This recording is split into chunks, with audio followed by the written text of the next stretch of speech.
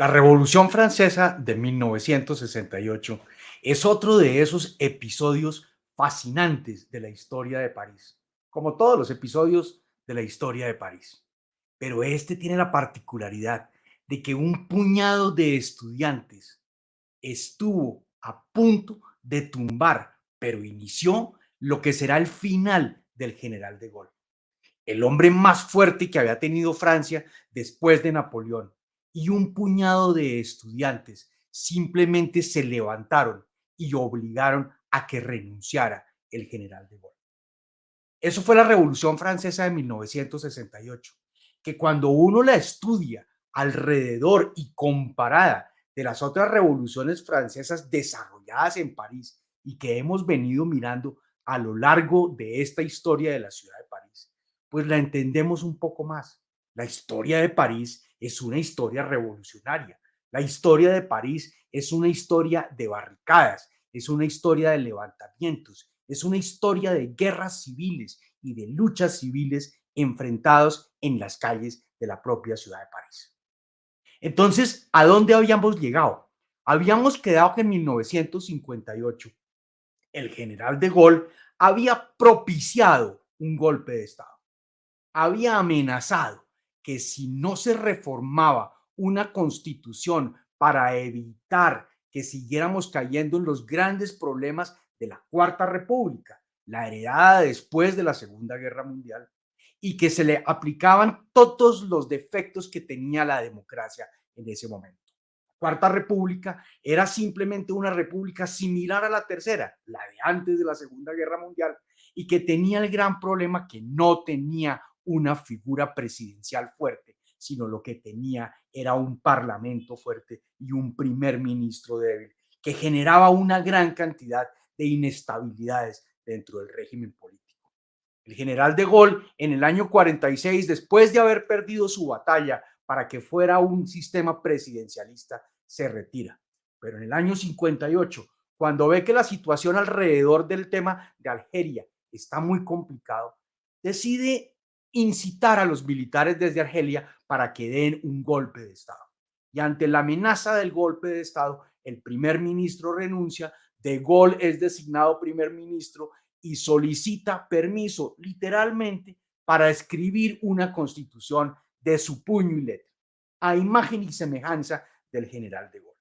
Y eso es efectivamente lo que hace en 1958 y es el nacimiento de la Quinta República, una república hecha a imagen y semejanza del general de Gaulle. Y en ese momento, De Gaulle se lanza a la presidencia y es presidente de la República en 1958 por un periodo de 7 años y se enfrenta después a un tema de reelección contra nada más y nada menos que François Mitterrand. Y François Mitterrand, el jefe del Partido Socialista, va a tener un triunfo importante al simplemente no permitir que el general de Gaulle ganara en primera vuelta. Tienen que irse a una segunda vuelta en la cual el general de Gaulle obtiene el 55% de las elecciones y el 44% lo tiene Mitterrand. Para el general de Gaulle no era el mejor momento del mundo. Él le gustaba ganar ampliamente. Él le gustaba ser reconocido ampliamente. Y si no era ese el caso, pues simplemente armaba uno de esos berrinches, pataletas, que en cualquier circunstancia estábamos acostumbrados a que el general de Gaulle nos montara.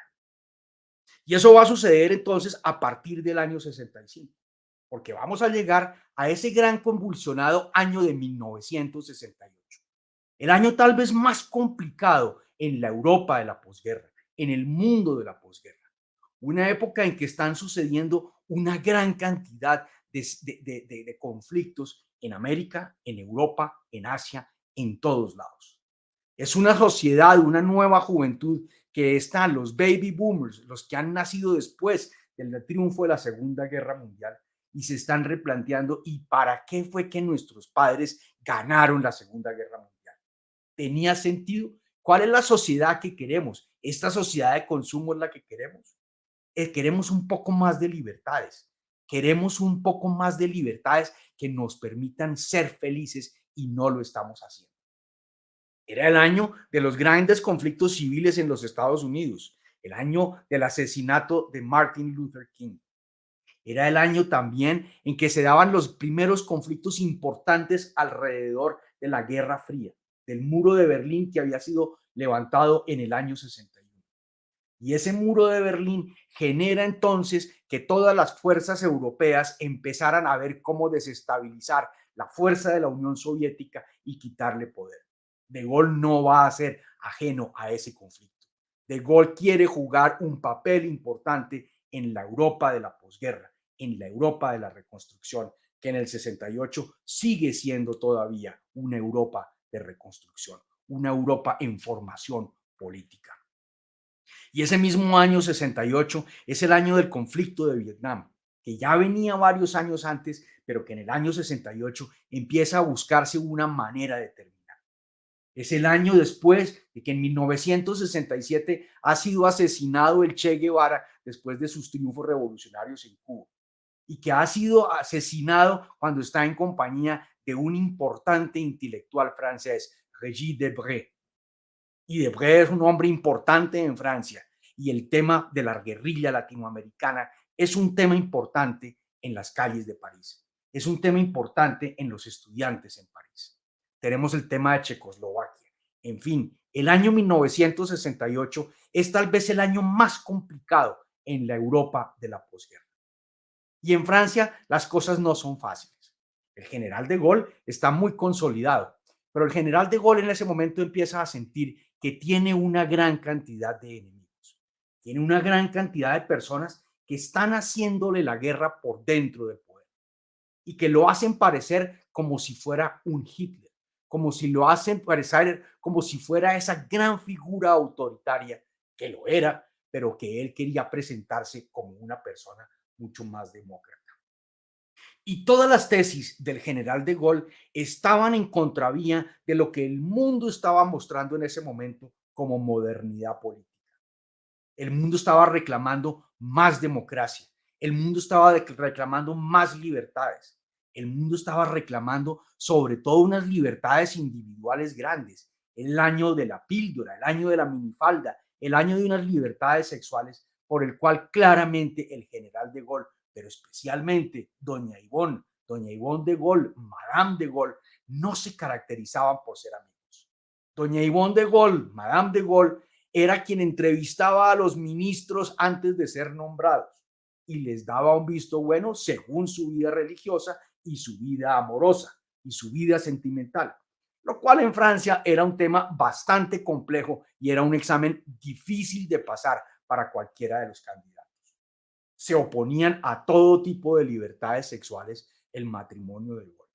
Y eso hacía naturalmente que el tema en las universidades fuera mucho más complicado. No estaban de acuerdo con las reformas del Vaticano II que se habían presentado unos años antes. Católicos más papistas que el Papa, los de Gaulle, Madame de Gaulle y el general de Gaulle eran los líderes, como debían haber sido desde hace muchos años, todos los dirigentes franceses al ser considerada Francia como la consentida del Papa. Entonces les parecía que Vaticano II y todo lo que venía alrededor de esas reformas era un grupo que había en el Vaticano que no merecía estar donde estaba. Naturalmente los estudiantes son los que están sufriendo lo que está pasando acá. Porque es que De Gaulle tenía una concepción de la educación muy diferente a lo que había heredado él. La educación en Francia era para todos. La educación superior en Francia, y recordemos que la universidad en Francia fue la esencia de París. París se construye alrededor de una universidad. París quiere congregar a toda la juventud europea y a los docentes europeos a que se radiquen en París, porque es el sitio de la enseñanza, el sitio de las ideas. Y recordemos que hemos ido armando una ciudad de París donde tenemos tres partes muy claras. La parte de arriba, el Rive Droit, es la parte donde está el comercio, la industria, la empresa. La parte del centro, la isla de Notre Dame, es donde está el poder de la iglesia y donde está el poder del ejecutivo. Son los dos centros de poder que deben estar perfectamente balanceados. Y en la parte de abajo, el Rive Gauche es la parte de la universidad, la parte del barrio latino, del quartier latin, las ideas, el pensamiento. Era por lo tanto muy fácil pensar que aquí podía levantarse una sublevación en cualquier momento cuando no se estuviera en contra de lo que estaba el mundo pidiendo en ese momento. Y esa educación que estaba en ese momento en el régimen de Francia era que simplemente cualquier persona que hubiese terminado el liceo, el bachillerato, el colegio, podía entrar a la universidad. No había exámenes de admisión, la entrada era gratuita, cualquier persona podía estar y simplemente con haber terminado los años de educación superior podían entrar a la universidad y estarse el tiempo que quisieran. La universidad era gratuita, pero también era gratuita la alimentación en la universidad y en muchos casos también era gratuito el alojamiento en las universidades. Por cuenta de eso, se había generado una sobrepoblación universitaria que no necesariamente estaba dedicada a estudiar. Había muchos que simplemente querían tomar las ventajas de tener cama gratis y de tener alimentación gratis. Y las universidades se empezaron a llenar de gente. Estaban totalmente llenas de estudiantes y había que tomar decisiones sobre lo que se debía hacer con ellos. La juventud estaba pidiendo una serie de libertades alrededor de su vida universitaria y el régimen francés no estaba dispuesto a dárselo. Era tan sencillo como que los estudiantes no podían ir a las habitaciones de las estudiantas ni viceversa. Era tan difícil que ni siquiera los estudiantes podían poner sus artículos personales en sus habitaciones. No podían poner los clásicos afiches del Che Guevara, no podían poner los clásicos afiches que cualquier estudiante tenía. Los estudiantes no podían imprimir su personalidad en sus habitaciones. Esto naturalmente generaba unos levantamientos populares dentro de las universidades. Y el sobrepoblamiento de las universidades hace que se contemple la creación de nuevas universidades. Y se contempla esta, la Universidad de Nanterre, que va a ser el centro del inicio del conflicto universitario en el año 68. La reforma educativa que estaba planteando De Gaulle era que había que construir más campus universitarios al estilo de la universidad americana. Campus con verde, con mucho color, con edificios, que tuviera una gran cantidad de oportunidades para los estudiantes, hacer deporte, etcétera, etcétera. Que no era propiamente lo que se permitía hacer dentro del Rive Gauche por la pequeñez y la estrechez del sitio donde estaba la Universidad de París, la Sorbona principalmente. Entonces, esta construcción de la Universidad de Nanterre, a muy pocos kilómetros de la ciudad de París, es lo que va a permitir resolver el gran déficit de aulas que tenía el sistema educativo francés. Miren estos números. Es que de 123.000 estudiantes que había en 1946, pasamos a 202.000 en 1961. Y solo 7 años después, en 1968, el número se había subido de 202.000 a 514.000 estudiantes. Había unos que querían estudiar, había otros que no querían estudiar, había otros que querían simplemente tener la vida fácil que daba el tener la alimentación gratis y en algunos casos tener también la vivienda gratis. Y es que Nanterre quedaba muy cerca de la ciudad de París. Como ven ustedes, en un mapa actual, solamente 18 minutos separan desde la Gare de Lyon hasta la Universidad de Nanterre el recorrido. Entonces, pues era muy fácil manejar los problemas de la universidad. Pero al mismo tiempo le estábamos quitando a París la identidad de la universidad. Si algo caracterizaba a París durante todos sus 2000 años anteriores de existencia, era la universidad. Ese ha sido el eje que hemos visto alrededor de todas estas conferencias de lo que marcaba la identidad de la ciudad parisina. Entonces, en 1968, las universidades empiezan a crecer. Esta Universidad de Nanterre fue hecha en 1964 con esa arquitectura, buscando ser un campus con unos cubos, muy arquitectura muy moderna, pero a la gente no le gustó. Los estudiantes no querían, los estudiantes querían estar en la ciudad de París. Y los estudiantes querían tener unas mayores libertades. Y tenemos un nuevo ministro de Educación, Alain Peyrefitte. Peyrefitte era el político más importante de Francia en ese momento, que destruyó su carrera política en el año 1968 con las reformas y la manera en que enfrentó el conflicto de la universidad en ese mismo año. Peyrefitte, golista, importante hombre de confianza de Gaulle, es quien tiene a su cargo el manejo de la educación, del Ministerio de Educación. Y se enfrenta a inicios del 68 con las demandas de los estudiantes, que lo primero que le piden son unas libertades de cohabitación, de coexistencia. Los estudiantes querían poder visitar a las estudiantas y viceversa. Pues bien, Peyrefitte hace una reforma educativa y esa reforma educativa hacía que solamente las mujeres podían visitar a los hombres, no al revés, solamente las mujeres visitar a los hombres y hasta las 11 de la noche. A las 11 de la noche se acabó el recreo y cada uno debe estar en sus habitaciones. Esa discriminación de que los hombres no podían ir donde las mujeres, pero las mujeres sí podían ir donde los hombres, naturalmente hizo que tuviera una tensión más grande aún. ¿No somos iguales? ¿Cuál es la diferencia? ¿Qué es lo que les vamos a hacer nosotros a ellas que ellas no nos van a hacer a nosotros? Reclamaban los estudiantes alborotados en ese momento. Enero de 1968. Enero, febrero de 1968 es cuando se dan estas reformas que finalmente van a dar al traste con la ambiciosa carrera política que tenía Alain Peyrefitte.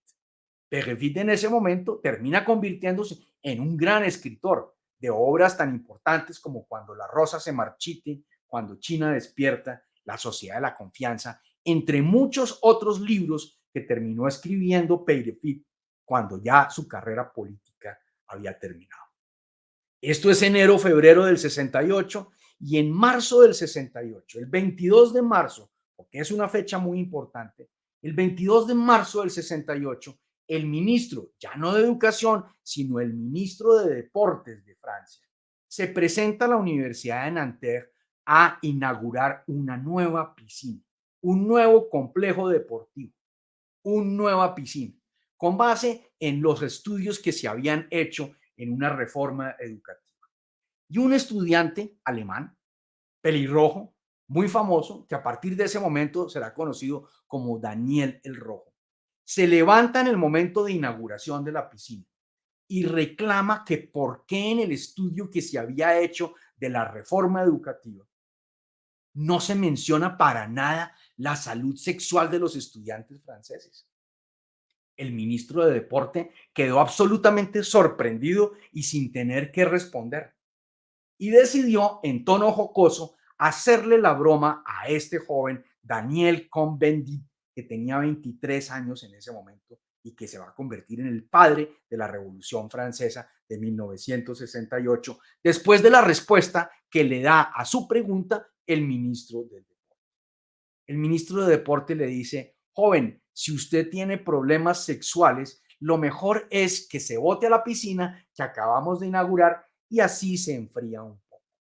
La respuesta de Daniel el Rojo fue aún más inteligente.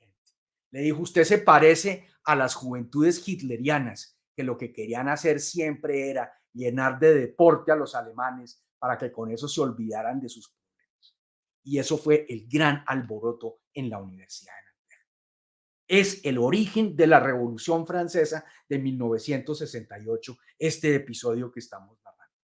Este joven, absolutamente rebelde, absolutamente contestatario, alemán, no francés, pero que, como dijeron los franceses en ese momento, todos somos alemanes y además judío, entonces todos somos alemanes judíos.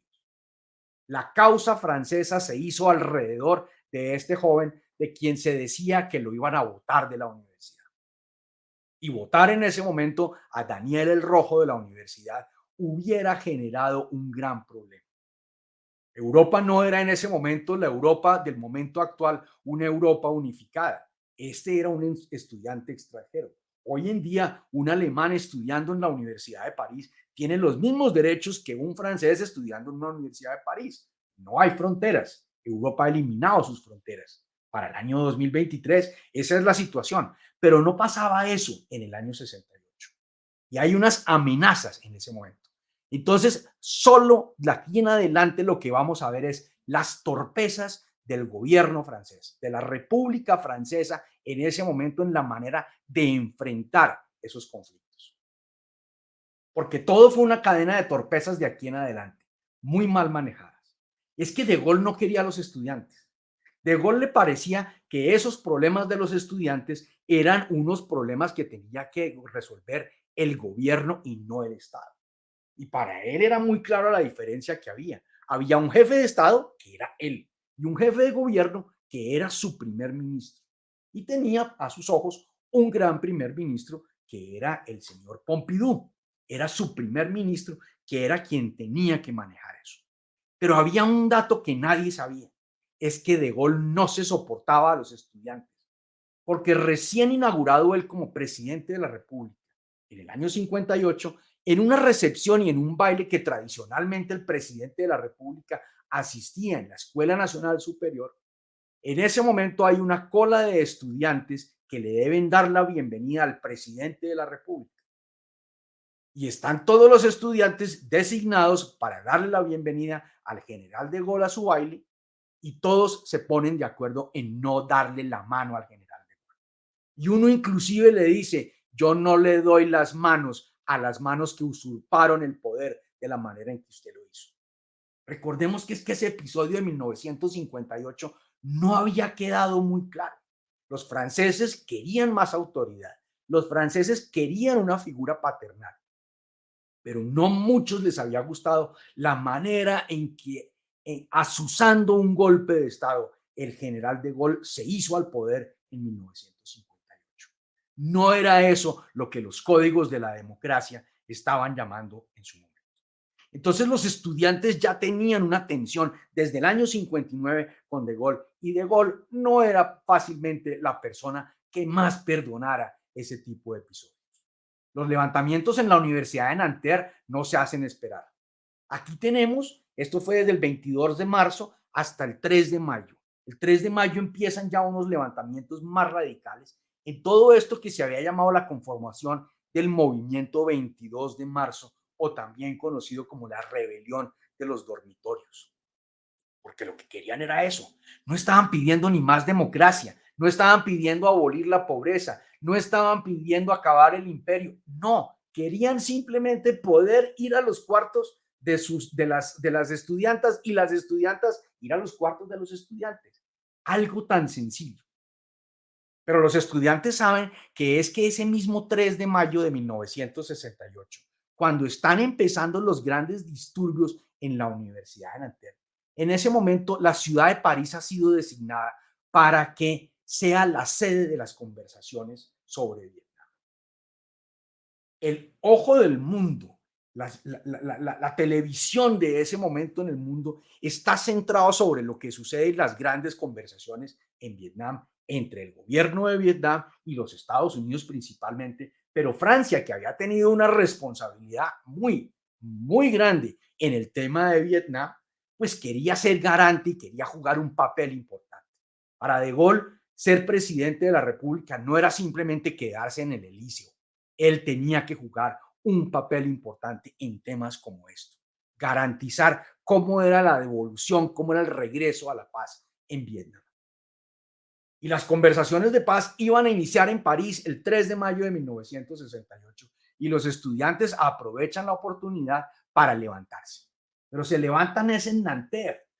Y en Nanterre, de todas formas, por muy 18 minutos que esté cerca de la ciudad de París, está lo suficientemente lejos de la prensa y lejos de los abanderados en las negociaciones que se están empezando en el tema de Vietnam. Y el gobierno torpemente le facilita el camino. El gobierno cierra a raíz de las protestas la Universidad de Nanterre. Entonces los estudiantes lo que hacen en ese momento es desplazarse hacia la Universidad de París. Y de aquí en adelante el conflicto, el gobierno lo llevó, en vez de alejarlo de la ciudad de París, el gobierno lo acercó a la ciudad de París. Los estudiantes se trasladan encabezados por Daniel Cohn-Bendit, por Daniel el Rojo. Daniel Lerouge, inmediatamente se trasladan todos a la ciudad de París. Y la ciudad de París es a partir de ese 3 de mayo de 1968 el eje, el centro principal de uno de los conflictos revolucionarios, si lo podemos llamar de esa manera, más importantes del siglo XX y tal vez el más importante del año 1968. París entonces va a ser el centro en ese momento de todo lo que va a suceder. Estos son los eventos que vamos a ver cómo se realizaron en la ciudad de París. Recordemos que este es un curso de historia de París, entonces nos interesa ver la evolución de cómo trascienden estos episodios en la ciudad de París.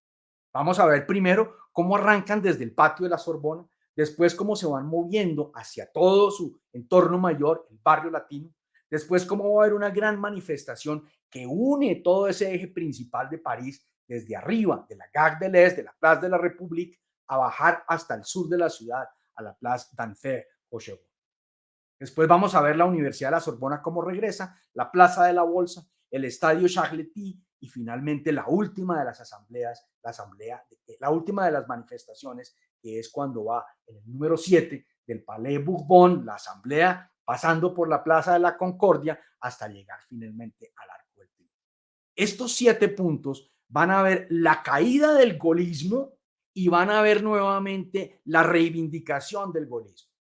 Porque si la Revolución Francesa de 1968 algo hizo, fue que primero tambaleó al régimen, primero humilló al general de Gaulle y después con las mismas torpezas que habían desarrollado los franceses del gobierno, los estudiantes terminan haciéndole y dándole las manos, la bandeja, las llaves al general de Gaulle para que pudiera volver a consolidarse en el proceso que vamos a narrar a continuación.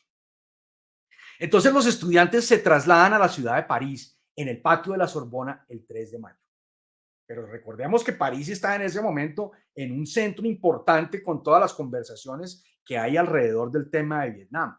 Las manifestaciones en la calle de París empiezan en ese momento. Y los estudiantes van a descubrir que tienen frente a sí unas armas importantísimas que la ciudad les ha dado. Y esas armas son los adoquines, el famoso pavé, y han desbaratado las calles de París para poder sacar los adoquines que tenían, con el cual estaban armadas las calles, y con eso terminan haciendo las más importantes armas que tenían los estudiantes en su momento. La policía va a arrestar a algunos, la policía va a arrestar, especialmente va a arrestar más adelante a Daniel Cohn-Bendit, y eso va a ser un tema aún más torpe todavía de parte del gobierno, y eso va a generar unos mayores levantamientos. Vienen los gases lacrimógenos, viene la representación y vienen sobre todo las barricadas. La historia de París es una historia de barricadas. Es una historia que está llena de barricadas. Y nuestro segundo punto, vemos entonces cómo fue que el conflicto se trasladó del número 1, desde el patio de la Sorbona, donde está Richelieu, donde está la tumba del cardenal Richelieu, centro importante de la Universidad de Sorbona, se va a trasladar a todo el entorno del barrio latino, que va a ser el centro del conflicto entre el 6 de mayo y especialmente del 10 y el 11 de mayo, que es lo que se conoció como la noche de las barricadas. Y esa noche de las barricadas lo que vamos a tener es el barrio latino, una aproximación de toda la zona que llamamos como barrio latino, que era el centro universitario de la ciudad de París. Esta es una aproximación mía, estoy poniendo un círculo, hay pedazos que se me pueden quedar por fuera, pedazos que se quedan por dentro, pero es aproximadamente eso. Y estos son los puntos importantes que tiene en ese momento el conflicto en la ciudad de París. Primero, la Universidad de la Sorbona, que ya la hemos mostrado. Segundo, el Panteón. El Panteón representaba una gran cantidad de cosas para los franceses y para los estudiantes en este caso. Y el Jardín de Luxemburgo, el Palacio de Luxemburgo, la antigua sede que había construido María de Medici muchos años antes y que ahora era la sede del Senado Nacional y que por lo tanto tenía un poder político importante. Entonces, alrededor de todo esto se van a empezar a desarrollar todos los conflictos en la ciudad de París. Y París va a quedar destrozada de barricadas. Esta es la calle que queda en ese triángulo que estamos mostrando, la Rue Gay-Lussac, donde se van a convertir en grandes barricadas. Pero esta vez las barricadas tienen un elemento que no había en los años anteriores y que no había en la Revolución Francesa de 1789, ni en la de 1830, ni en la de 1848, ni en la Comuna de París de 1871. Es que aquí las barricadas estaban dadas fácilmente, porque no era sino tomar unos vehículos, unos coches, unos autos, unos carros y tumbarlos y esconderse detrás. Era facilísimo, era facilísimo. Estas eran las barricadas más fáciles que se habían construido en la ciudad de París. Y esta calle se convierte en el centro de las barricadas, la Rue Gay-Lussac, que aquí se las muestro en ese otro círculo abajo. Esa es la calle donde se vuelve las principales barricadas, junto con la siguiente, que es en la famosísima y hermosísima calle, en la Rue Mouffetard. Y esa Rue Mouffetard que va a bajar después, ahí es donde toda esa zona se va a construir todas las barricadas para que los estudiantes se defiendan de los ataques de la policía, no del ejército, de la policía en ese momento. Y es lo que está sucediendo en ese momento. Nadie está controlando lo que está sucediendo. El que en teoría está a cargo de todo lo que está pasando es el ministro de Educación, Peirefit. Peirefit es el ministro y está a cargo de la situación, pero no la está controlando. El presidente de la República, el general de Gaulle, siente que ese no es su tema y de alguna manera el tal paro no existe. Ese tal paro no existe. Y esa frase es un poco la que él, sin haberla pronunciado, es el mensaje que está enviando. Aquí no hay nada que nos asuste. Y lo mismo le sucede al primer ministro. El primer ministro, Pompidou, era un hombre que no era político. Pompidou era un hombre de formación golista, hecho por el general de Gaulle a su imagen y semejanza. Era un hombre que de Gaulle había sacado de la banca privada. Era un banquero, trabajaba con Rothschild, con la banca Rothschild, y el general de Gaulle lo había sacado y era su hombre de confianza y poco a poco lo fue formando hasta que lo nombra su primer ministro. Este conflicto tristemente va a marcar la ruptura total y un odio muy grande de Gaulle hacia Pompidou en los años siguientes y que va a marcar la renuncia del general de Gaulle como presidente de la República y unas nuevas elecciones donde será electo Pompidou como nuevo presidente de la República. Los odios de Gaulle no se mejoraban fácilmente. Él no era una persona dado a perdonar ni a olvidar los rencores que se manejaban. Y Pompidou, para mostrar que el tema era manejable y que tampoco era importante para ellos, decide irse de viaje en ese momento. Pompidou se va a reunirse con el Shah de Irán y se va a un viaje a Afganistán durante 10 días. Es decir, aquí no había autoridad en lo que estaba sucediendo. París no tiene alcalde. Recordemos que París va a tener solamente un alcalde hasta el año 75. Faltan 7 años todavía para que tengamos un alcalde en la ciudad de París. París depende del Ejecutivo Central. Hay un prefecto, como lo hubo, Haussmann era un prefecto, pero París dejó de tener desde hacia 300, 400, 500 años antes, dejó de tener un alcalde, precisamente porque la figura del alcalde era muy peligrosa para el Estado, porque París era muy independiente, porque París era rebelde, porque París era contestatario. Y al no existir nada de estas cosas, empiezan las grandes manifestaciones y los estudiantes logran convocar una manifestación inmensa en las calles de París. Aquí no había gobierno. Pompidou no estaba, Peirefit no sabía qué estaba sucediendo. El general de Gaulle decía, eso no es conmigo, a mí no me moleste. Y los estudiantes se toman las calles de París. Y los estudiantes desbaratan las calles de París, desarman esas bases que existían en los árboles y con eso y los adoquines, los pavés, terminan enfrentando a la policía y terminan cometiendo todo tipo de desastres, especialmente en el barrio latino.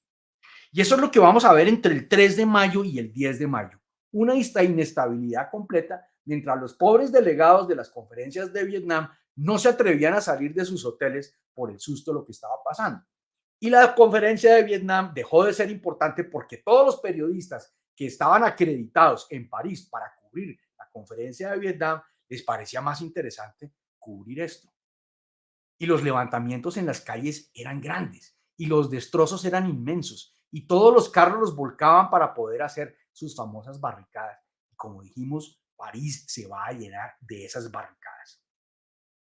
Si algo falta en el escudo de la República Francesa es la barricada. Si algo falta en el escudo de la ciudad de París, de la Ville de París, es la barricada. Porque es que las barricadas son el elemento más importante político de la ciudad de París.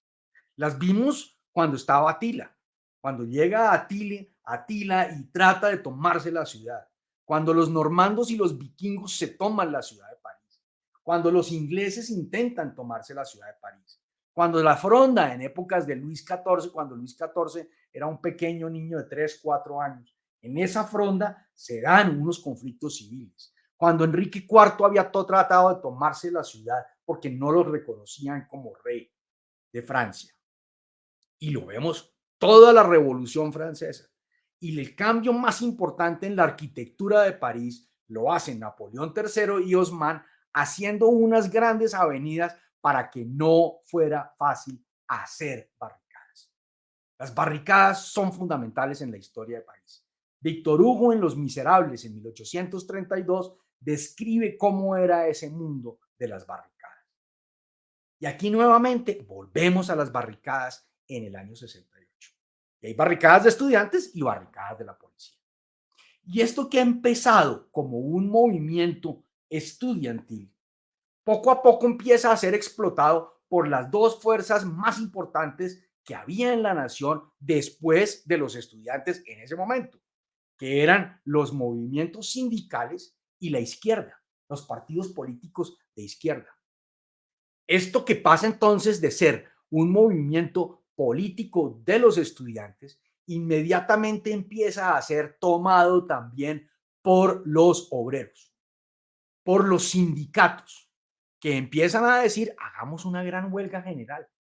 Y naturalmente los estudiantes saben dos cosas. Número uno, que si van a dejar entrar a los sindicatos van a tener que tomarse el protagonismo del episodio.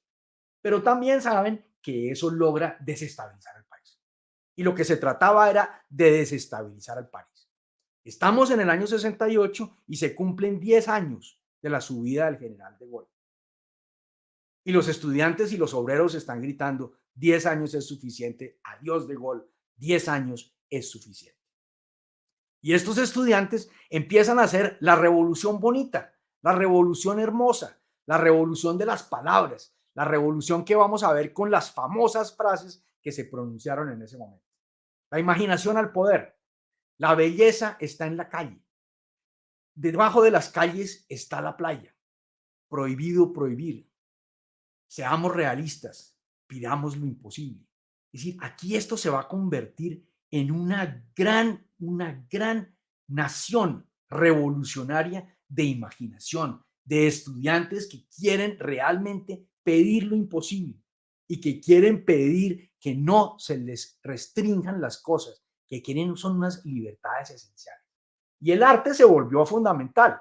En el año 2018, al celebrarse los 50 años de la Revolución Francesa del 68, se hizo en París una gran exposición con todo el arte que surgió alrededor de los afiches y de los movimientos estudiantiles que estaban patrocinando esto. Las huelgas siguen y el país, París está paralizado. Y por primera vez vamos a ver que una revolución francesa no es exclusivamente parisina, sino que se convierte en francesa. Porque es que la Revolución Francesa de 1789 era una revolución parisina.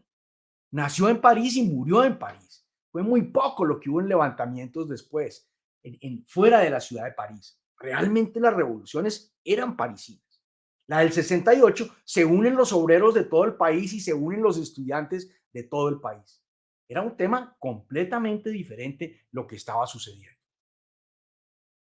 Y las manifestaciones van a seguir, los estudiantes van a seguir creciendo, los estudiantes van a seguir siendo apoyados por otros estudiantes que aún no estaban metidos. Y va a aparecer después de los estudiantes y los obreros y los partidos políticos, aparecen otras personas que van a ser fundamentales, los intelectuales.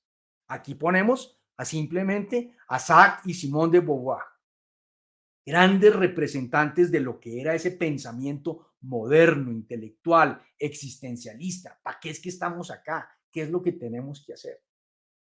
Y a estos dos se van a sumar la lista de todos los premios Nobel franceses que empiezan a atacar a De Gaulle y a decir, esta no es la manera de enfrentar el problema. Concedamos las libertades que están pidiendo estos estudiantes. Se unen también las fuerzas comunistas, gran error, considerarán los estudiantes mucho tiempo después, porque en la medida en que se permita la entrada del Partido Comunista y del movimiento comunista a estas manifestaciones, será lo que De Gaulle va a tomar más adelante, pocos meses más adelante, para utilizarlo como un arma, a decir, es que aquí se nos está infiltrando el comunismo. Y eso sí, en París, puede que no quisieran a De Gaulle la manera en que se llevó el poder de las manos. Puede que no quisieran la manera en que De Gaulle usurpó el poder en el año 58, pero más susto le tenían al comunismo. Y eso fue un gran error, haber permitido la entrada. El tema sindical podía haberse movido sin necesidad del Partido Comunista. De hecho, el Partido Comunista había quedado en un gran desprestigio después de la Segunda Guerra Mundial y no había encontrado todavía su manera de salir. Partido Socialista y Partido Comunista, socialista el de Mitterrand y comunista el de Maurice Thoré, no se hablaban, no se entendían. Por primera vez en el año 68 se van a unir socialismo y comunismo en contra de Gaulle. Las condiciones que querían los estudiantes eran muy claras. Lo que estaban pidiendo en este momento para levantar la manifestación era que se soltara a los que habían sido detenidos y que se reabriera la universidad. La universidad, primero se cerró en Nanterre, después cerraron la Universidad de la Sorbona, y lo que estaban pidiendo los estudiantes es, ábrenos la universidad. Y el gobierno no quiso abrir la universidad. El gobierno siguió reprimiendo con la policía hasta que finalmente en esa famosa noche del 10 al 11 de mayo, la noche de las barricadas, el general de Gaulle se acostó a dormir y nadie le quiso decir lo que estaba pasando por el susto que presentaba la reacción del general de Gaulle, la pataleta de Gaulle, y Pompidou no estaba. A esa manifestación se van a sumar entonces otras fuerzas que aún no estaban. Van a salir los estudiantes de los colegios. Todos los adolescentes se van a unir a todo este movimiento.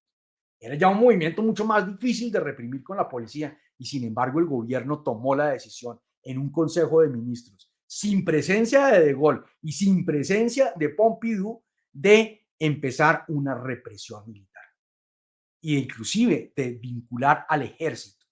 De Gaulle fue la decisión que aprobó después del Consejo de Ministros. Él no participó, él no era parte del Consejo de Ministros, pero había un ministro encargado ante la ausencia de Pompidou que seguía en ese momento entre Afganistán e Irán tratando de consolidar una política internacional para el gaullismo, para el general de Gaulle. El general de Gaulle acepta y finalmente a las 5 de la mañana la represión policial acabó e hizo que tuviera que Daniel el Rojo decir suspendemos, paramos en ese momento. Pocos minutos después de suspenderse las actuaciones del general de Gaulle, que es finalmente quien acepta intervenir con fuerza como él quería, como él consideraba que era la manera de hacerlo, aterriza en París después de su largo periplo el primer ministro Pompidou. Y Pompidou dice, yo no estoy de acuerdo con lo que está pasando acá. Yo creo que nosotros tenemos que hablar con los estudiantes. Se reúne con su consejo de ministros y dice, es que lo que tenemos que hacer es hablar con los estudiantes. Y entonces sus miembros de gabinete, los ministros, dicen, eso no es lo que quiere el general de Gaulle. Y esta frase en ese momento revela la tensión entre de Gaulle y Pompidou. De Gaulle ya no existe más, el poder soy yo ahora. Aquí hubo de alguna manera un intento de finalizar esa quinta república, de decir, volvamos a la cuarta república donde lo importante es la fuerza del parlamento, yo primer ministro, y no un sistema presidencialista. El conflicto estaba totalmente levantado, totalmente imposible de reconstruir la relación entre el general Pompidou y entre el general de Gaulle y Pompidou. Pompidou debía saber las consecuencias de esto. De Gaulle no era un hombre que se dejara derrotar fácilmente, porque De Gaulle sabía responder y sabía responder especialmente con rabietas, con berrinches y con pataletas, que es lo que va a hacer de aquí en adelante. Pompidou dice reabramos la universidad, contrario a lo que dice el general De Gaulle. Y ante ese momento, entonces los estudiantes se reagrupan nuevamente, van a llamar a los estudiantes de otras ciudades francesas para que lleguen a la estación del tren de la Gare de l'Est. Ellos van a salir ahí cerca, la Place de la République, y van a hacer una gran marcha que va a terminar en la famosa estatua del león de Delphin Rochereau en el número 3 que está abajo. La manifestación sale de la Plaza de la République, la famosa importantísima sede de las grandes manifestaciones francesas, sale de la Place de la République y los que van liderando la manifestación son los estudiantes. Ellos no se quieren dejar el protagonismo. Ellos han invitado a que participen obreros, a que participen los partidos políticos y a que participe el comunismo. Pero estos tres muchachos que están acá, Geismar, Saugeot y Cohn-Bendit, son los que van a ser los líderes y los muchachos son los que van a interpretar el clamor popular en ese momento. Detrás, pero muy detrás, venía Mitterrand como jefe del Partido Socialista. Recordemos que Mitterrand había sido candidato a la presidencia de la República en el año 65 y que logró poner un poco en ascuas al general de Gaulle al no permitirle ganar fácilmente en primera vuelta.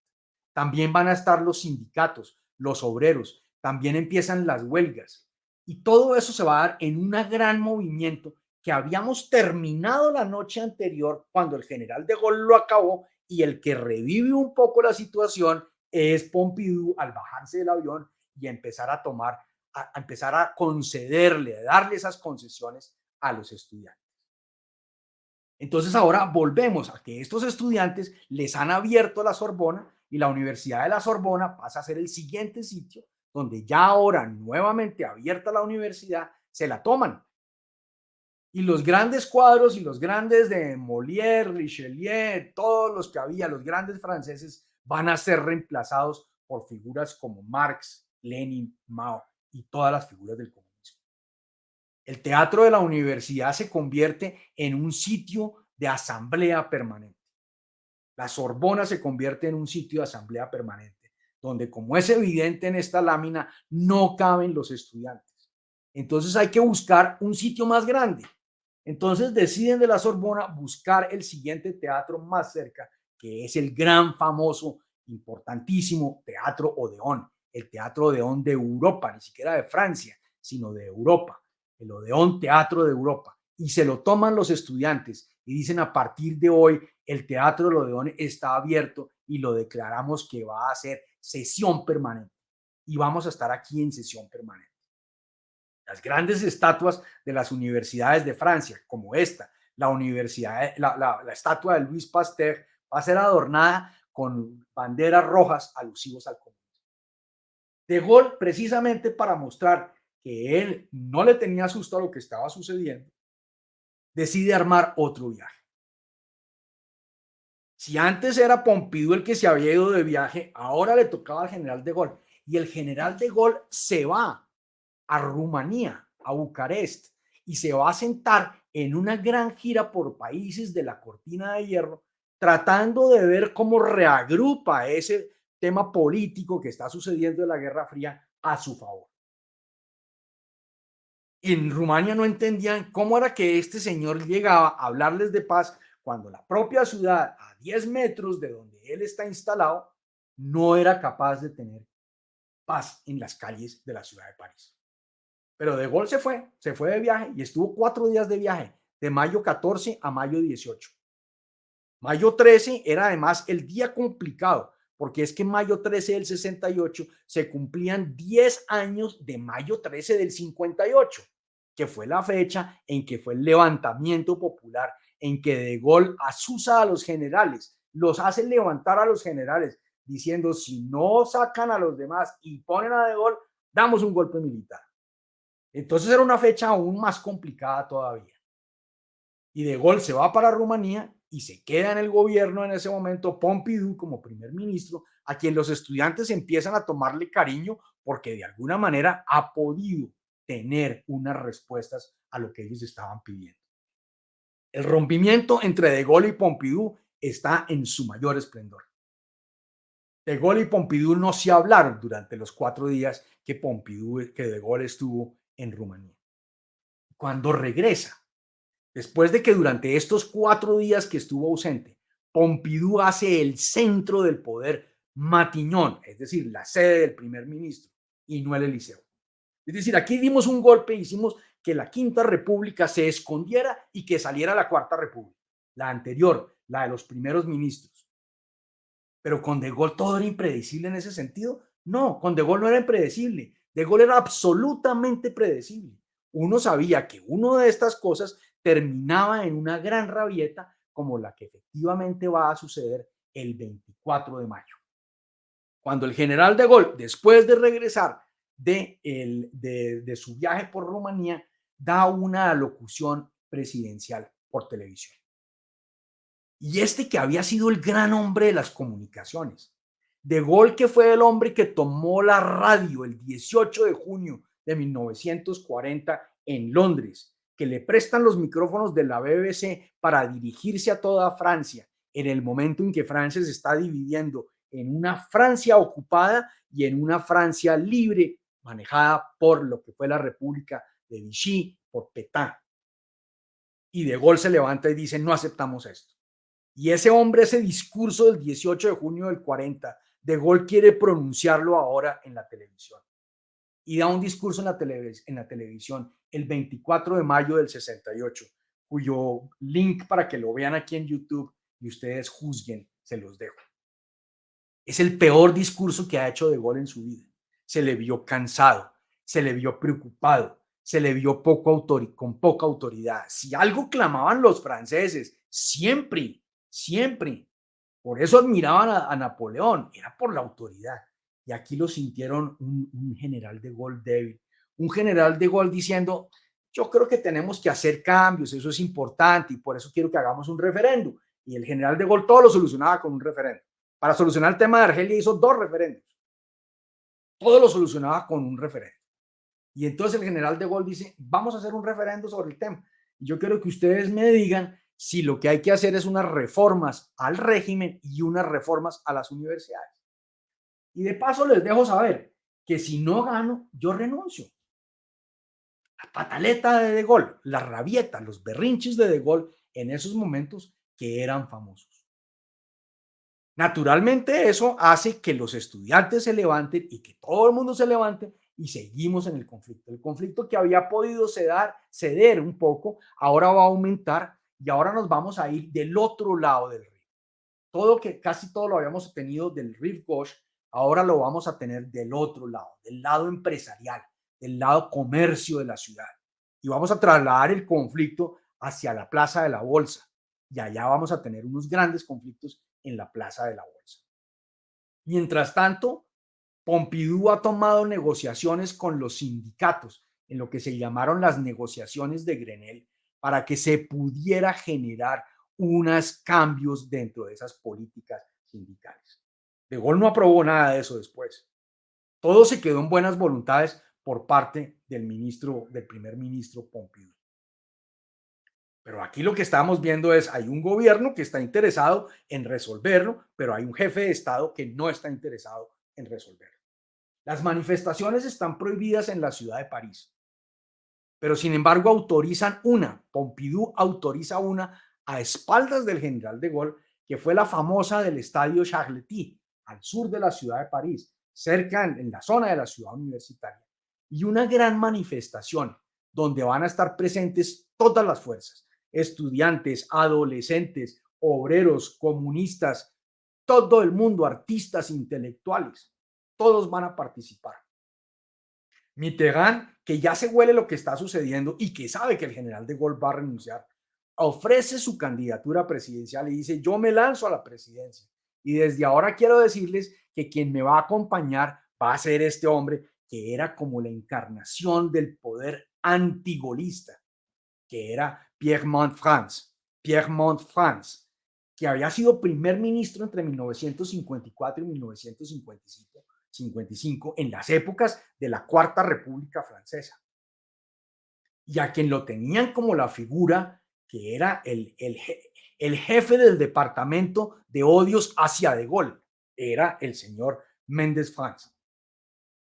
Y entonces va a estar y lo va a ofrecer, y Méndez France va a estar en esa reunión en el estadio Charletti, y es cuando él no habla, pero todo el mundo empieza a imaginarse que él va a ser el hombre detrás de la... Mientras esto está sucediendo, vamos a llegar a que lo que se considera tal vez el día más dramático de la vida de Gaulle. Y créanme, hubo muchos días dramáticos en la vida de Gaulle. Y ese fue el día del 29 de mayo, donde nadie sabe qué pasó. Y este es el momento en que aún siguen existiendo especulaciones y tesis sobre lo que sucedió ese 29 de mayo de 1968. Clásico de Gaulle, clásica jugada de Gaulle. Nadie sabía qué estaba pasando. El hecho es que la noche anterior, algunos empleados de confianza de la casa privada del Palacio del Elíseo habían sido despachados hacia la casa personal de Gaulle en Colombey, y que algunas otras personas fueron despachadas, y que había mucho movimiento de maletas y muchas empacadas de maletas, las valijas, mucho movimiento alrededor de eso, que nadie entendía por qué estaba pasando. Claro, De Gaulle había dicho unos días antes en televisión que quería renunciar, que renunciaba, que si no lo respaldaban, él renunciaba. Entonces empieza a generarse todo esto, y hay especulaciones que dicen es que De Gaulle lo hizo precisamente para que se dieran cuenta que estaba pensando en irse, para que le suplicaran no se vaya, por favor, general, no se nos vaya a ir en este momento. Y nadie se lo está suplicando. Y De Gaulle, el 29 de mayo, hay un consejo de ministros programado para esa mañana dentro del Palacio del Elíseo con el presidente de la República, y el presidente cancela, da instrucciones y hace saber a la prensa que ha cancelado y que se va a tomar el día libre y que se quiere ir a su casa en Colombey-les-Deux-Églises, y se quiere ir a pasar el día a reflexionar, a pensar.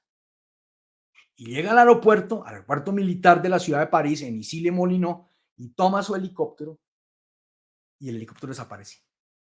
Y nadie sabe hacia dónde se fue De Gaulle. Hay 3, 4 horas en la historia de la ciudad de París que nadie sabe dónde está el presidente de la República. Los únicos que saben son sus hijos, su hijo mayor, Philippe, el almirante Philippe de Gaulle, su mujer que está con él, y un par de guardaespaldas de él que saben. Pero de resto nadie sabe. Y ese para algunos ha sido considerado como el día más crítico de la Quinta República y el día más crítico en la vida de la ciudad, en la vida del general De Gaulle. De Gaulle tomó el helicóptero y debía aterrizar en Colombey, en su casa, que es muy cerca, pero realmente toma la decisión de irse a Alemania. ¿Por qué Alemania? ¿Qué quería hacer en Alemania? ¿Qué tenía que hacer en Alemania en ese momento sin que ni siquiera el gobierno alemán estuviera enterado? Ahora, no había necesidad de que el gobierno alemán estuviera enterado, porque estábamos en las épocas de la posguerra en que Francia era uno de los poderes, junto con Estados Unidos, Inglaterra y Rusia, que dominaban Alemania. Recordemos que Francia pierde la Segunda Guerra Mundial, pero De Gaulle la hace figurar como ganadora. Y en todos los acuerdos de finales de la guerra en 1945, Francia es ganadora, gracias a la intervención del general De Gaulle, que la hace aparecer como ganadora y que hace que a Francia tenga tropas dentro de Alemania. Eso es un gran triunfo del general De Gaulle, pero Francia había sido derrotado en la Segunda Guerra Mundial. Y entonces hay unas tropas francesas en Alemania, en Baden-Baden, y el general de Gaulle toma la decisión de irse a reunir con el general Massy, que era el jefe de las tropas francesas en Alemania. ¿Por qué se fue allá? Es el momento en que ni el mismo general Massy sabe. Esta era la ruta que debía hacer ese día el general de Gaulle: tomar su helicóptero desde Issy-les-Moulineaux, en la banlieue de París, para tomar y irse a su casa en Colombey-les-Deux-Églises. Pero sin embargo, el helicóptero va a aterrizar en Baden-Baden, que es puro en la frontera con Alemania, muy cerca de la ciudad de Estrasburgo. y allí iba a aterrizar. Por protocolo se le informó al gobierno alemán que el general de Gaulle se encontraba en territorio.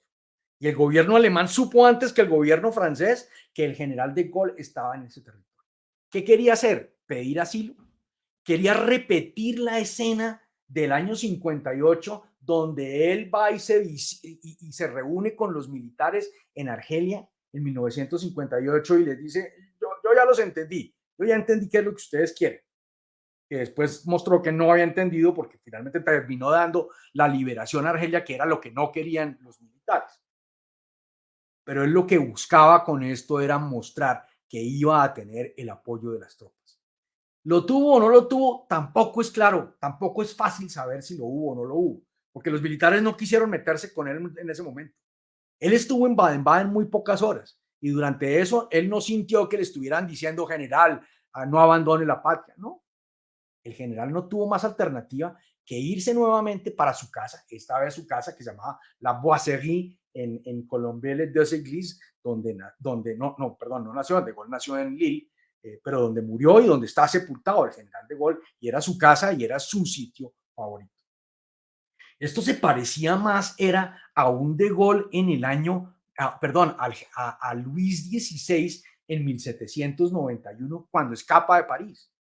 Luis XVI tiene un acuerdo, Luis XVI está de acuerdo con la Revolución Francesa, Luis XVI está de acuerdo con todo lo que está sucediendo, ha conseguido las libertades, ha dado un gran abrazo a Lafayette en ese momento.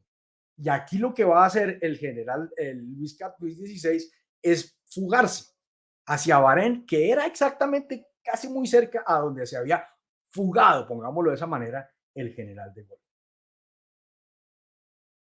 ¿Qué hubo detrás? Hay todo tipo de especulaciones. Quería buscar apoyo, quería exiliarse, quería que le pidieran, que le dijeran, por favor, general, regrese. Nada de eso sucedió. Él está 3, 4 horas en Baden-Baden y regresa nuevamente y al día siguiente decide que lo que tiene que hacer es una nueva intervención. Esta vez no televisiva, sino radial. No quería cometer el error de la del 24 de mayo. Quería hacer una conferencia diferente y por eso no está en televisión, sino la dio por radio. Y aquí dejo el vínculo para que oigan ustedes el tono diferente del general de Gaulle. Si el general de Gaulle había sido derrotado en su conferencia televisiva del 24, en la del 30 quedaba reivindicado. Simplemente porque transformó el tema comunista. Porque dijo, aquí lo que está detrás es el enemigo comunista. Y si algo tenemos que derrotar, es el enemigo comunista. Y con eso se defendió de Gaulle. Y con eso salieron en ese momento, el 30 de mayo, cuando el presidente de la República decide en esta presentación radial, no televisiva, decide disolver el Parlamento y dice que no va a renunciar, que él lo eligió el pueblo y que él no va a renunciar. Horas antes había dicho que renunciaba, horas más tarde también dirá que va a renunciar. Y propone nuevamente un referéndum y propone unas votaciones porque va a renovar el Parlamento y hacen unas votaciones que deben hacerse el 16 y el 23 de junio de 1968. La gente sale en ese momento fascinada. Los parlamentarios que en ese momento estaban reunidos oyendo a De Gaulle en el Parlamento, en el Palais Bourbon, en la Asamblea Nacional, todos salen y se reúnen en la Plaza de la Concordia y van a hacer una gran manifestación. Todos los políticos van a llegar hasta el Arco del Triunfo donde se van a reunir. Era el gran triunfo del gaullismo. El gaullismo que había estado derrotado una semana antes, ahora el gaullismo es el gran triunfador porque había apelado a lo que más le daba susto a los franceses, que era el comunismo. Era la misma táctica que había utilizado Pétain en el año 40. Pétain vende su República de Vichy porque es la alternativa frente al comunismo. No importa si nos asociamos con Hitler, eso no importaba. Lo importante era que no se estaba peleando a favor del comunismo, sino en contra del comunismo. Esto fue una derrota para los estudiantes en ese momento y no tienen más alternativa que días después de esto desocupar la Universidad de la Sorbona el 13 de junio. De Gaulle empieza a recibir respaldo. Un joven político, Valéry Giscard d'Estaing, que tiene un partido político que son los republicanos independientes, apoya a De Gaulle y en esas elecciones del 16 y 23 de junio, en dos vueltas, el UDR, que eran los golistas, tienen 293 votos contra los republicanos independientes de Giscard d'Estaing tienen 61 para un total de 354 votos. Era una mayoría que jamás se pensó que De Gaulle fuera a tener. Y los dos grandes perdedores fueron el Partido Socialista de Mitterrand, que bajó de 130 escaños a 57, y el Partido Comunista Francés, que bajó como de 70 y pico a 34 escaños en el Parlamento francés. Lo que había empezado una semana antes como la gran derrota del gaullismo, la había consolidado y la había vuelto en ese momento a surgir el general de Gaulle. Y el otro derrotado, si lo podemos poner en esa manera, era Pompidou, porque para los ojos de Gaulle, Pompidou era un traidor. Y Pompidou, que se había forjado como un hombre independiente, fuera del cerco del general de Gaulle, pues naturalmente le quedaban pocas horas para ser primer ministro en un régimen del gaullismo consolidado. Entonces de Gaulle lo cambia y sale de Pompidou de primer ministro y entra alguien más cercano al general de Gaulle, que era Couve de Morville.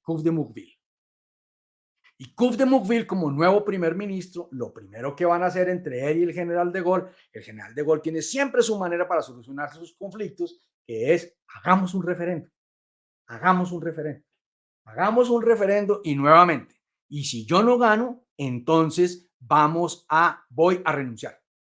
Necesito ganar esas elecciones y necesito el apoyo de ustedes. El referendo se plantea para el 27 de abril del 69. De Gaulle decide hacer su propia campaña, una campaña a través de este periodista, que era el mismo periodista Michel Droit, con quien se había reunido en el año 65, con quien hizo varias, era como la fuente oficial del Elíseo, este periodista, y todas las alocuciones y todas las entrevistas están en YouTube, en un canal, en INA, en el mismo sitio que les estoy dejando estos dos discursos de Gaulle. Están todas las manifestaciones, todos los discursos del general de Gaulle en esta época. Y el general de Gaulle no logra, citó un plebiscito para un pueblo en paz en un tema que nadie entendía. Y el mismo de Gaulle, días antes del referendo, dijo, yo sé que voy a perder. Porque los franceses salen a votar por referendo cuando hay un conflicto en las calles. Pero aquí no hay conflicto, ya estamos en paz, ya terminamos el conflicto de la universidad. La gente no va a salir a respaldar un referendo a decir queremos hacer las grandes reformas, queremos hacer los grandes cambios, queremos que el Senado tenga esto, queremos que la Asamblea, la gente no estaba interesada en eso. Y el general de Gaulle toma la decisión nuevamente de decir, si yo no gano, me voy, yo renuncio, ustedes verán, yo renuncio. Y efectivamente las elecciones se dieron el 27 de abril de 1969.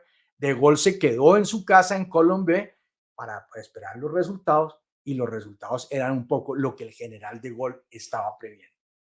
Un no ganó 54% contra 46% de un sí. Y de Gaulle, eso fue el domingo 27 de abril de 1969 y a las 12 de la noche el Elíseo produce un comunicado del general de Gaulle diciendo al mediodía de mañana me voy. Y me voy me fui, renuncié. Típica pataleta, no es la primera vez que el general de Gaulle deja algo servido. El general de Gaulle siempre tuvo esta manera de enfrentar esas dificultades. Y tomó un avión y se fue con su mujer, con la Madame de Gaulle, se fue con su mujer a Irlanda y se fueron a vivir a Irlanda. ¿Por qué Irlanda? El general de Gaulle dijo, es que mi abuela era irlandesa, entonces yo quiero ir a conocer las razones, quiero conocer la familia, en fin, nadie entendió por qué el general de Gaulle se fue para Irlanda en ese momento. Pero no era derrotado el gaullismo. De alguna manera el gaullismo vuelve nuevamente a tener una vigencia y la va a tener durante mucho tiempo todavía, porque en las elecciones que se dan para reemplazar al general de Gaulle va a ganar Pompidou. Y Pompidou era, por más de que el conflicto era evidente, Pompidou era el gaullismo. Pompidou era la base del gaullismo en ese momento. Y Pompidou va a ganar las elecciones. Hoy en día es muy poco conocido Pompidou. Y si conocemos más a Pompidou es por el Centro Pompidou. Si buscamos en internet Pompidou, es muy poco lo que sale sobre el presidente Pompidou. Todo lo que uno quiera sobre el Centro Pompidou, que lo veremos después, tiene toda la razón de ser en ese sentido, porque era de los grandes trabajos que había hecho Pompidou, continuación de lo que hizo De Gaulle, de recuperar una zona, el Beaubourg, que estaba deteriorada en la ciudad de París. De Gaulle se queda en Irlanda, va a ser un poco, hay unos temas difíciles en Irlanda en ese momento, se va a reunir con el presidente Amón de Valera, que ya está ciego, viejo, y eso de alguna forma, pues la prensa está muy pendiente de todo lo que está haciendo De Gaulle en Irlanda, y De Gaulle regresa y dedica a escribir nuevamente la segunda parte de sus memorias, lo que fueron las Memorias de la Esperanza, de lo cual escribió solamente La Renovación, el primer tomo, y el segundo tomo también alcanzó a escribir algo, pero no alcanzó a terminar. Y no alcanzó a terminarlo porque el general tenía ya 80 años y el 9 de noviembre de 1970, en Colombé, en su casa, en la Boiserie, el general de Gaulle muere. Naturalmente, pues tenía 80 años, pero nadie se esperaba en ese momento la muerte del general de Gaulle. El general de Gaulle dejó todo cuadrado, seguramente le hubiera dado una pataleta si no se le hubiera respetado como se le hizo. Dijo, mi entierro, mi sepelio, mis honras fúnebres tienen que ser una ceremonia íntima, es una ceremonia de familia, no quiero nada de Estado, no quiero absolutamente nada. Y así fue lo que sucedió en el cementerio en Colombey-les-Deux-Églises, en el cementerio junto a su hija Ana, que había tenido un problemas de síndrome de Down y había muerto muchos años antes, pero fue el amor de su vida. Van a quedar enterrados en ese momento y más adelante Madame de Gaulle será sepultada en el mismo sitio. En la ciudad de París, un mes después, el presidente Pompidou hará una misa, asistirán los presidentes de todo el mundo, pero no era la familia de Gaulle ni nada. Entonces, en este episodio lo que hemos narrado es ese momento de evolución de la Cuarta República convirtiéndose a la Quinta República, con amenazas de regresar a la Cuarta República por parte de Pompidou, y cómo todo esto se desarrolló en las calles de la ciudad de París. Cómo nuevamente surgieron las barricadas, cómo surgieron los desórdenes, cómo París siempre es esa ciudad rebelde, cómo es que siempre París siempre tuvo ese carácter eh, contestatario, ese carácter protestante, si lo podemos llamar de esa manera, y que es lo que ha caracterizado la ciudad de París. Esta vez la víctima por un lado, pero nuevamente después el gran ganador termina siendo De Gaulle, que después termina siendo la víctima por su temperamento, por su manera de ser, y pierde las elecciones y se retira. La ciudad de París va a entrar en una época diferente.